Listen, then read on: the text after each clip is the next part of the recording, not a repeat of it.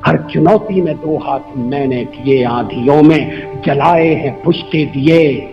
आज झकझोरता तेज तूफान है, आज झकझोरता तेज तूफान है, नाव भंवरों की बाहों में मेहमान है। देख तूफान का तेवर तरी तन गई, मौत से ठन गई, मौत से ठन गई। श्री अटल बिहारी वाजपेयी सियासत में एक ऐसा नाम जिन्हें भारतीय राजनीति का भीष्म पितामह कहा गया। राजनीति के धुरंधर जिन्होंने एक एक कदम बढ़कर प्रधानमंत्री तक का सफर तय किया। सियासत की भीड़ का एक चेहरा जिसने अपनी सबसे अलग पहचान बनाई। भारतीय राजनीति का युग पुरुष जिसने करीब 5 दशक तक सियासत पर अपनी अमिट छाप छोड़ी। संसदीय मर्यादा का पालन करने वाला एक ऐसा व्यक्ति जो विपक्ष में रहकर भी सरकार का समर्थन करता था। एक ऐसा नेता जिसके लिए कहा जाता था a right man in the wrong party. एक ऐसा नेता जिसे भारतीय राजनीति का अजात शत्रु कहा जाता था, क्योंकि हर पार्टी में, हर तबके में और हर वर्ग में वह सर्वमान्य था। अटल भारतीय राजनीति के दिग्गज थे। 9 बार लोकसभा और 2 बार राज्यसभा के सांसद रहे।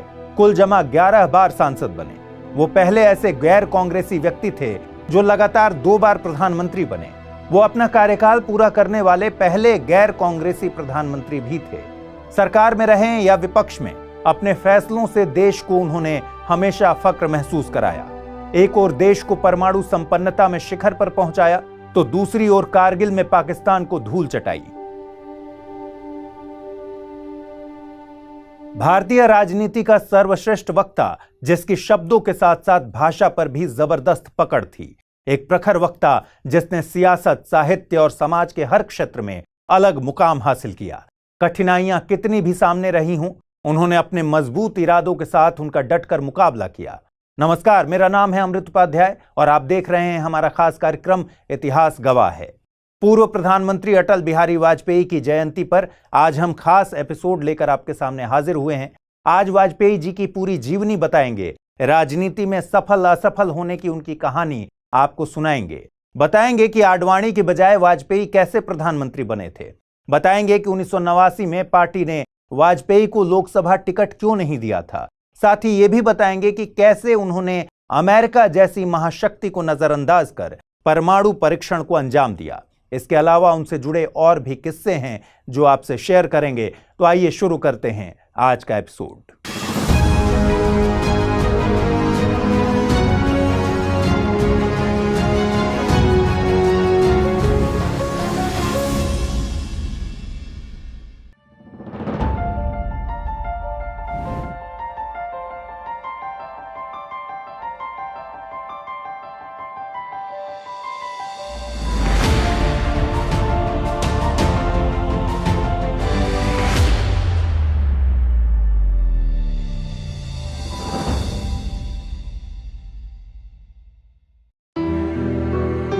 पच्चीस दिसंबर 1924 को मध्य प्रदेश के ग्वालियर में जन्मे वाजपेयी के पिता कृष्ण बिहारी वाजपेयी पेशे से स्कूल टीचर थे।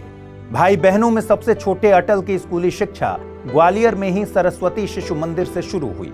जब वो 10 साल के हुए तब उनका दाखिला उज्जैन जिले के बारनगर में एंग्लो वर्नाकुलर मिडिल स्कूल में हुआ, क्योंकि उनके शिक्षक पिता का ट्रांसफर हो गया था। उनकी बीए की शिक्षा ग्वालियर के विक्टोरिया कॉलेज में हुई, जो वर्तमान में लक्ष्मीबाई कॉलेज के नाम में तब्दील हो चुका है। 1945 में कानपुर के डीएवी कॉलेज में उन्होंने राजनीति शास्त्र से एमए में दाखिला लिया। 1947 में एमए पूरी करने के बाद उसी साल और उसी कॉलेज में उन्होंने एलएलबी में दाखिला लिया। इसमें एक दिलचस्प बात यह थी कि उनके पिता कृष्ण बिहारी ने भी उनके साथ ही एलएलबी में दाखिला लिया था। लेकिन इस कोर्स को बीच में ही विराम देकर अटल पत्रकारिता के क्षेत्र में आ गए। अटल जी सिर्फ कुशल राजनेता ही नहीं, बल्कि साहित्यकार, संपादक, कवि और प्रखर वक्ता भी थे। उनकी भाषण शैली और उनके शब्दों का हर कोई मुरीद था। इसकी वजह थी कि अटल के पिता अध्यापक होने के साथ साथ हिंदी और ब्रज भाषा के प्रख्यात कवि भी थे। इसलिए भाषा का ज्ञान और कविता लिखने की कला उन्हें विरासत में मिली थी। अटल जी के इस हुनर की पहचान कॉलेज के दिनों में ही हो गई थी। विक्टोरिया कॉलेज में उन्होंने जब पढ़ाई शुरू की, तभी से उन्होंने वाद विवाद की प्रतियोगिताओं में हिस्सा लेना शुरू कर दिया। कॉलेज में उनके भाषणों ने उन्हें वहां का हीरो बना दिया और बाद में उन्होंने पूरे देश में अपने कौशल का परचम लहराया। अटल जी को छात्र जीवन से ही राजनीतिक गतिविधियों में गहरी रुचि थी। उनकी राजनीतिक कौशलता कॉलेज के दिनों में ही उभरने लगी थी। विक्टोरिया कॉलेज में पढ़ाई के दौरान अटल कॉलेज के संघ मंत्री और उपाध्यक्ष भी बने। उनकी सक्रियता ग्वालियर में आर्य समाज आंदोलन की युवा शाखा आर्य कुमार सभा से शुरू हुई, जिसके वो 1944 में महासचिव बने। अटल जी का परिवार राष्ट्रीय स्वयंसेवक संघ के प्रति शुरू से ही निष्ठावान था, इसलिए छात्र जीवन में ही 1939 में अटल जी संघ से जुड़ गए और तभी से राष्ट्रीय स्तर की वाद विवाद प्रतियोगिताओं में हिस्सा लेते रहे। बाबा साहेब आप्टे से प्रभावित होकर उन्होंने 1940 से 1944 के दौरान संघ के अधिकारी प्रशिक्षण शिविर में हिस्सा लिया और 1947 में प्रचारक बन गए, यानी इस साल वो संघ के पूर्णकालिक सदस्य बन गए। इसी साल भारत आजाद हुआ था और देश बंटवारे की त्रासदी से गुजर रहा था। विभाजन से उपजे दंगों के कारण उन्होंने डीएवी से कर रहे कानून की पढ़ाई बीच में ही छोड़ दी। इसके बाद उन्होंने अपना करियर पत्रकार के रूप में शुरू किया। इस दौरान उन्होंने पंडित दीनदयाल उपाध्याय के अखबार पंचजन्य, राष्ट्र धर्म आदि पर काम किया, लेकिन बहुत जल्दी ही उनके जीवन में एक अहम पड़ाव आया। संघ के साथ 1939 में जुड़ने वाले अटल पत्रकारिता छोड़कर 1951 में राष्ट्रीय स्वयंसेवक संघ के पॉलिटिकल विंग भारतीय जनसंघ में शामिल हो गए। उन्हें पार्टी का राष्ट्रीय सचिव नियुक्त किया गया। असल में उसी साल 21 अक्टूबर को राष्ट्रीय स्वयंसेवक संघ ने दक्षिणपंथी राजनीतिक दल भारतीय जनसंघ की नींव रखी थी। डॉक्टर श्यामा प्रसाद मुखर्जी, पंडित दीनदयाल उपाध्याय और प्रोफेसर बलराज मधोक इसके संस्थापक सदस्य थे। उस दौरान संघ ने ब्रिटिश राज के दिनों में शुरू किए गए अपने काम को जारी रखने और अपनी विचारधारा को आगे बढ़ाने के लिए एक राजनीतिक दल के गठन पर विचार करना शुरू कर दिया। लगभग उसी समय श्यामा प्रसाद मुखर्जी ने किसी मनमुटाव के कारण हिंदू महासभा को छोड़ दिया था। ऐसे में मुखर्जी कांग्रेस के विकल्प की तलाश में थे। नतीजतन संघ के सहयोग से दिल्ली में भारतीय जनसंघ की शुरुआत की गई। यहीं से अटल बिहारी वाजपेयी की राजनीतिक यात्रा शुरू होती है।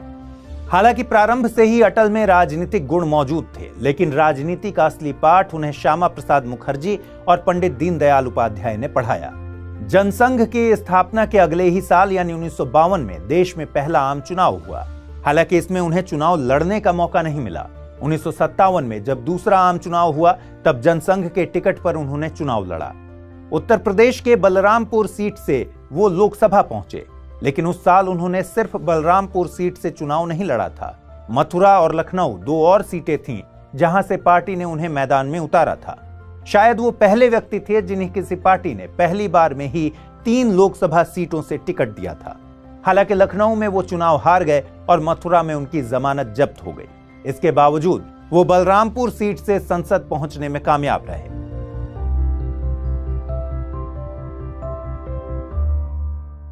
उन्नीस 1962 में तीसरे लोकसभा चुनाव में उन्हें फिर से लखनऊ से चुनाव लड़ने का मौका मिला, लेकिन इस बार उन्हें हार का सामना करना पड़ा। हालांकि उन्हें संसद से बाहर नहीं बैठना पड़ा। उत्तर प्रदेश से वो राज्यसभा सदस्य बनकर पार्लियामेंट पहुंचे। 1967 के लोकसभा चुनाव में भी उन्हें हार का सामना करना पड़ा। इसके बाद 1968 में अटल जी जनसंघ के राष्ट्रीय अध्यक्ष बन गए। उस समय जनसंघ में बलराज मधोक, नानाजी देशमुख और लाल कृष्ण आडवाणी जैसे नेता थे। 1971 के 5वें लोकसभा चुनाव में अटल जी को अपने पैतृक जिला ग्वालियर से चुनाव लड़ने का मौका मिला। करीब 70,000 मतों के अंतर से कांग्रेस के गौतम शर्मा को उन्होंने हराया। फिर 1975 का साल आया जब देश में आपातकाल लागू हो गया था। 25 जून की रात को आपातकाल का ऐलान हुआ और उसी रात कई विपक्षी नेताओं को जेल में डाल दिया गया। इन नेताओं में अटल बिहारी वाजपेयी भी शामिल थे। उन्होंने 18 महीने जेल में बिताए। इस दौरान उन्होंने अपनी कविताओं के जरिए इंदिरा गांधी के आपातकाल लागू करने के फैसले की खूब आलोचना की। अनुशासन के नाम पर अनुशासन का खून, भंग कर दिया संघ को, कैसा चढ़ा जुनून, कैसा चढ़ा जुनून, मत पूजा प्रतिबंधित, कुटिल कर रहे केशव कुल की कीर्ति कलंकित, कह दी कविराय तोड़ कानूनी कारा, गूंजेगा भारत माता की जय का नारा। 1977 में जब आपातकाल हटा, तब जनता पार्टी का गठन हुआ। इस स्थापना में जयप्रकाश नारायण, चौधरी चरण सिंह, चंद्रशेखर, जनेश्वर मिश्रा जैसे दिग्गजों के अलावा अटल बिहारी वाजपेयी भी शामिल थे। जनता पार्टी कई दलों के विलय से बनी थी। इसमें जन मोर्चा, सोशलिस्ट पार्टी ऑफ इंडिया, भारतीय लोक दल, भारतीय जनसंघ जैसे तमाम दल जुड़े हुए थे। तब लाल कृष्ण आडवाणी जनसंघ के अध्यक्ष थे। आपातकाल के बाद 1977 के चुनाव में अटल जी ने नई दिल्ली संसदीय क्षेत्र का प्रतिनिधित्व किया। इस चुनाव में उन्हें 71% वोट मिले, जबकि दूसरे स्थान पर रहने वाले कांग्रेस के शशि भूषण को केवल 27% वोट से संतोष करना पड़ा। इस चुनाव में जनता पार्टी को बहुमत मिला और देश में पहली गैर कांग्रेसी सरकार का गठन हुआ। यह पहला मौका था जब केंद्र सरकार में अटल बिहारी वाजपेयी ने मंत्री पद धारण किया। मोरारजी देसाई ने उनसे रक्षा और विदेश मंत्रालय में से किसी एक को चुनने के लिए कहा। अटल जी ने बिना किसी देरी के विदेश मंत्रालय को चुना। 1977 में ही संयुक्त राष्ट्र महासभा को उन्होंने हिंदी में संबोधित किया और पूरी दुनिया में भारत का मान बढ़ाया। ऐसा करने वाले अटल जी पहले व्यक्ति थे। वो कुटुंबकम की परिकल्पना बहुत पुरानी है। भारत में सदा से हमारा इस धारणा में विश्वास रहा है कि सारा संसार एक परिवार है। अनेकानेक प्रयत्नों और कष्टों के बाद संयुक्त राष्ट्र के रूप में इस स्वप्न के अब साकार होने की संभावना है। इससे संयुक्त राष्ट्र में हिंदी को पहचान मिली।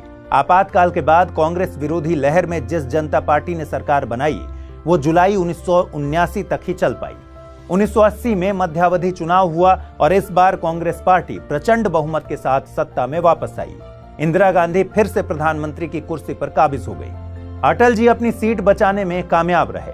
नई दिल्ली सीट से वो दोबारा चुनकर लोकसभा पहुंचे, लेकिन कई पार्टियों से मिलकर बनी जनता पार्टी सत्ता जाने के बाद बिखर गई।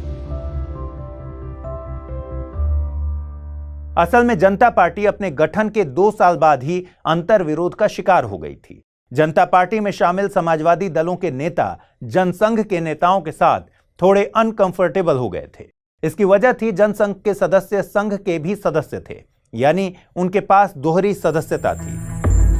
ऐसे में भारतीय जनसंघ से जनता पार्टी में आए सदस्यों को अलग थलग करने के लिए दोहरी सदस्यता का मामला उठाया गया। राष्ट्रीय स्वयंसेवक संघ से रिश्ते रखने पर ऐतराज जताया जाने लगा। ये कहा गया कि जनता पार्टी के सदस्य राष्ट्रीय स्वयंसेवक संघ के सदस्य नहीं बन सकते। और इसी खींचतान में 4 अप्रैल 1980 को जनता पार्टी की राष्ट्रीय कार्य समिति से अपने सदस्यों के राष्ट्रीय स्वयंसेवक संघ के सदस्य होने पर प्रतिबंध लगा दिया गया। अटल बिहारी वाजपेयी ने इसका विरोध किया, लिहाजा जनता पार्टी से अलग होकर 6 अप्रैल 1980 को एक नए संगठन भारतीय जनता पार्टी का ऐलान किया गया। इस प्रकार भारतीय जनता पार्टी की स्थापना हुई। इसमें अटल बिहारी वाजपेयी, लाल कृष्ण आडवाणी और दूसरे सहयोगियों का योगदान था। अटल भारतीय जनता पार्टी के पहले अध्यक्ष बने। अटल जी 1980 से लेकर 1986 तक पार्टी के अध्यक्ष बने रहे। इंदिरा गांधी की हत्या के बाद जब 1984 में आम चुनाव हुए तो बीजेपी को महज 2 सीटें ही मिली थीं। अटल जी अपनी भी सीट नहीं बचा सके और चुनाव हार गए। असल में इस चुनाव में अटल जी ने मध्य प्रदेश के ग्वालियर से अपना पर्चा दाखिल किया, लेकिन मध्य प्रदेश के ही गुना सीट से चुनाव लड़ने वाले कांग्रेस के माधवराव सिंधिया ने भी अचानक ही ग्वालियर सीट से अपना नामांकन दर्ज करा दिया। यह सब कुछ कांग्रेस की रणनीति के तहत किया गया था। इसके बाद अटल जी को किसी और सीट से पर्चा दाखिल करने का मौका ही नहीं मिला। अटल जी सिंधिया से 2.25 लाख वोटों के अंतर से हार गए।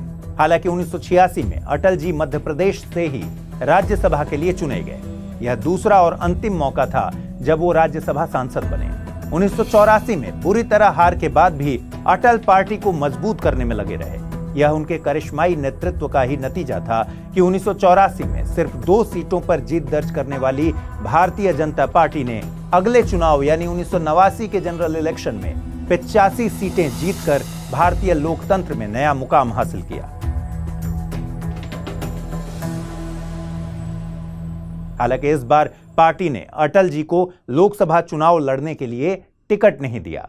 असल में उस दौरान वह राज्यसभा के सदस्य थे। ऐसे में पार्टी को लगा कि अगर वो आम चुनाव जीतकर लोकसभा चले गए तो राज्यसभा में पार्टी की 1 सीट कम हो जाएगी। इस चुनाव में किसी भी दल को बहुमत नहीं मिला।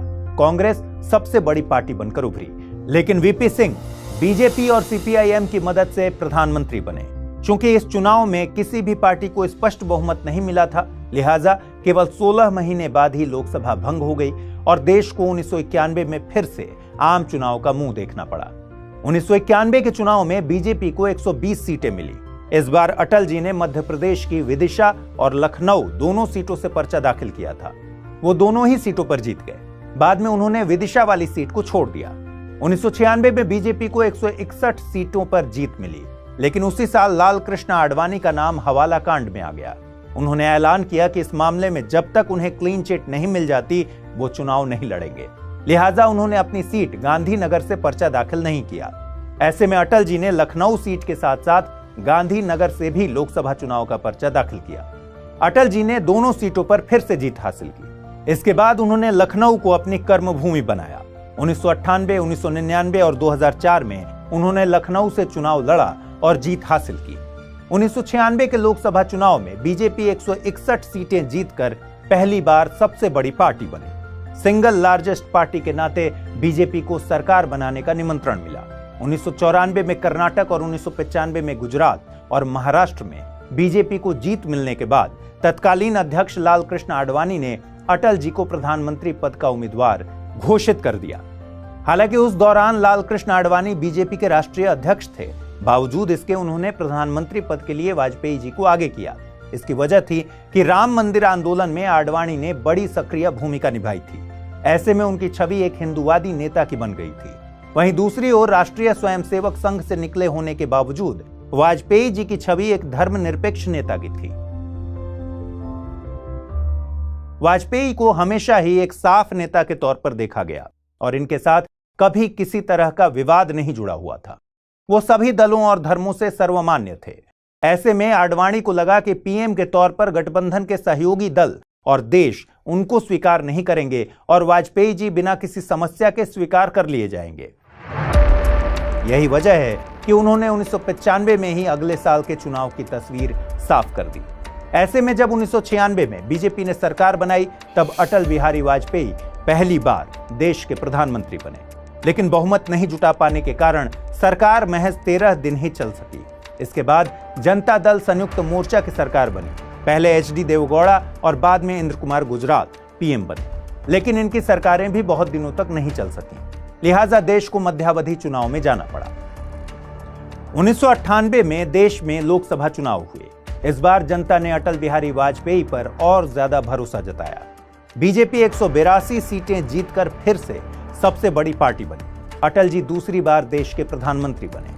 इस बार उन्होंने कुछ दलों को साथ लिया और राष्ट्रीय जनतांत्रिक गठबंधन यानी एनडीए की बुनियाद डाली। सरकार बनाने लायक बहुमत जुटाने के बाद वाजपेयी के नेतृत्व में राष्ट्रीय जनतांत्रिक गठबंधन ने केंद्र में सरकार बनाई। पहली बार 13 दिन पीएम रहने वाले अटल जी इस बार 13 महीने तक प्रधानमंत्री रहे। इसी कार्यकाल के दौरान भारत ने मई 1998 में राजस्थान के पोखरण में 2 परमाणु परीक्षण किए। यह एक साहसिक फैसला था। यह दुनिया में एक नए और मजबूत भारत का उदय था। इस परीक्षण के सफल होने के साथ ही भारत की गिनती भी उन देशों में होने लगी जिनके पास परमाणु बम थे। दुनिया की महाशक्तियों में हड़कंप मच गया। भारत द्वारा कई परमाणु हथियारों के परीक्षण की पश्चिमी देशों ने आलोचना की और अपमानजनक रुख अपनाया। अमेरिका समेत कई देशों ने भारत पर दबाव डालने के लिए आर्थिक प्रतिबंध तक लगा दिए। लेकिन अटल तो अटल थे। अटल ने इन परमाणु शक्ति संपन्न देशों की कोई परवाह नहीं की। बाद में उनकी जीत हुई और पश्चिमी देशों को आर्थिक प्रतिबंध वापस लेने पड़े। इसी कार्यकाल में अटल जी ने एक और काम किया जिसके लिए वो हमेशा याद किए जाएंगे। राजनीतिक सूझबूझ के धनी अटल जी अक्सर कहते थे कि दोस्त बदले जा सकते हैं लेकिन पड़ोसी नहीं। वो हमेशा भारत के पड़ोसी देशों से अच्छे रिश्तों की वकालत करते थे। उन्होंने चीन और पाकिस्तान का दौरा भी किया। अटल जी ने कई बार पाकिस्तान के साथ दोस्ती का हाथ बढ़ाया। उन्होंने फरवरी 1999 में दिल्ली और लाहौर के बीच पहली बार सीधी बस सेवा शुरू की। 20 फरवरी 1999 को वो खुद पाकिस्तान सीमा पर एक बस से अटारी से वाघा तक का सफर करने पहुंचे। इस बस सेवा को शुरू करने का मकसद दोनों देशों के बीच दोस्ती का रिश्ता कायम करना था। बस सेवा के अलावा कश्मीर मुद्दों को हल करने के लिए भी कई तरह के डायलॉग की पहल वाजपेयी जी ने की। फिर आया अप्रैल 1999 का महीना, जब विश्वास मत हासिल नहीं कर पाने के कारण अटल जी की सरकार गिर गई। यह मामला भारत के राजनीतिक इतिहास में बड़ी घटना के रूप में दर्ज है। असल में अटल सरकार में शामिल घटक दलों में जयललिता की पार्टी अन्ना डीएमके भी थी।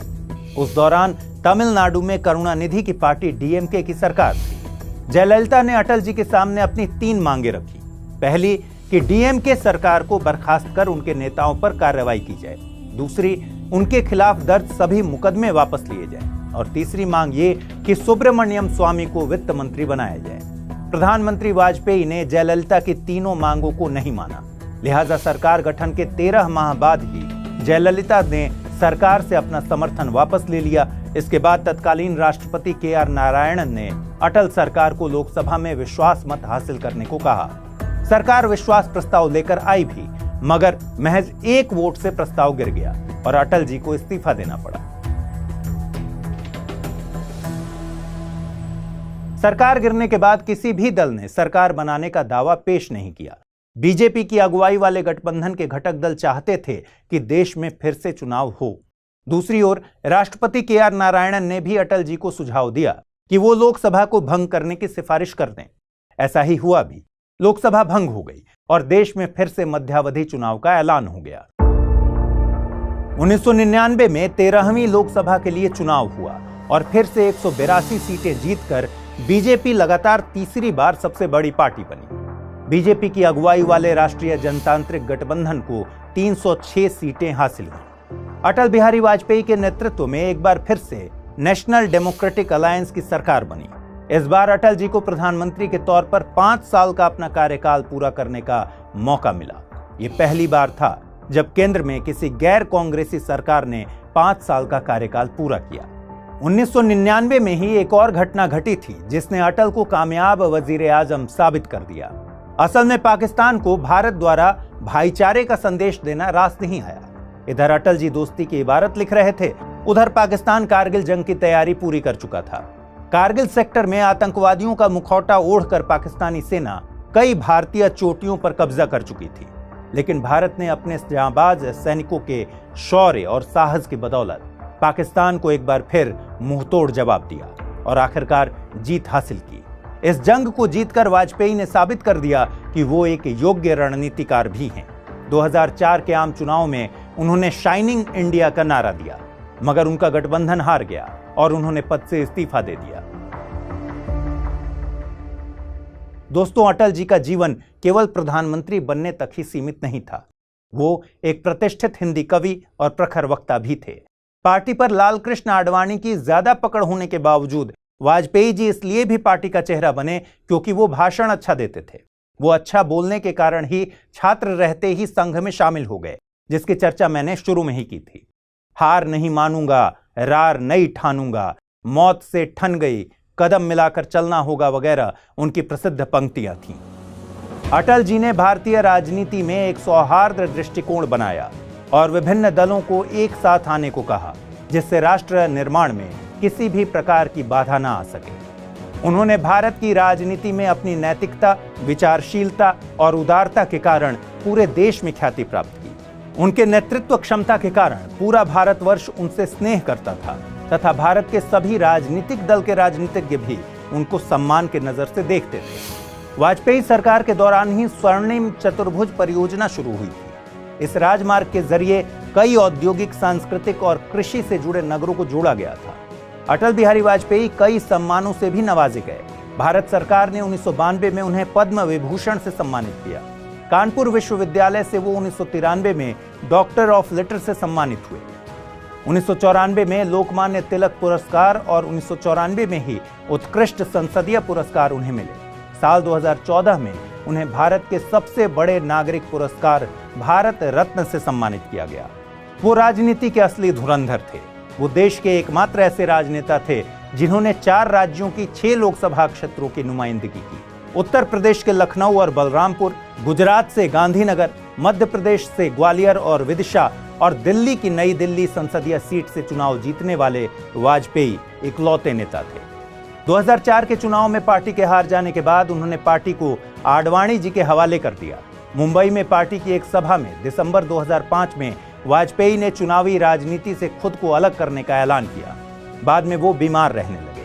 93 साल की उम्र में 16 अगस्त 2018 को उन्होंने दिल्ली के एम्स में अंतिम सांसें ली। किसी के सामने हार न मानने वाले और काल के कपाल पर लिखने मिटाने वाली यह अटल और विराट आवाज हमेशा के लिए खामोश हो गई। भारतीय राजनीति का चमकता सूरज हमेशा के लिए अस्त हो गया। अटल जी के इस स्थिति को गले लगाने का साहस उनकी एक कविता की पंक्तियों में ही दिख जाता है। मैं जी भर जिया, मैं मन से मरूं, लौट कर आऊंगा, कूच से क्यों डरूं। मैं जी भर जिया, मैं मन से मरूं, मैं जी भर जिया, मैं मन से मरूं, लौट कर आऊंगा, कूच से क्यों डरूं। तू दबे पांव चोरी छिपे से ना, सामने वार कर फिर मुझे आजमा। मौत से बेखबर जिंदगी का सफर, शाम हर सुरमई रात बंसी का स्वर। बात ऐसी नहीं कि कोई गम ही नहीं, बात ऐसी नहीं कि कोई गम ही नहीं। आज के एपिसोड में बस इतना ही। अगली बार फिर किसी दिलचस्प कहानी से आपको रूबरू कराएंगे। आपको हमारा ये कार्यक्रम कैसा लगता है और इसे लेकर आपके जो भी सुझाव या फीडबैक हैं उसे कमेंट बॉक्स में जरूर लिखें। हमें आपकी प्रतिक्रिया का इंतजार रहेगा। पढ़ाई करते रहें, अपना ख्याल रखें। नमस्कार।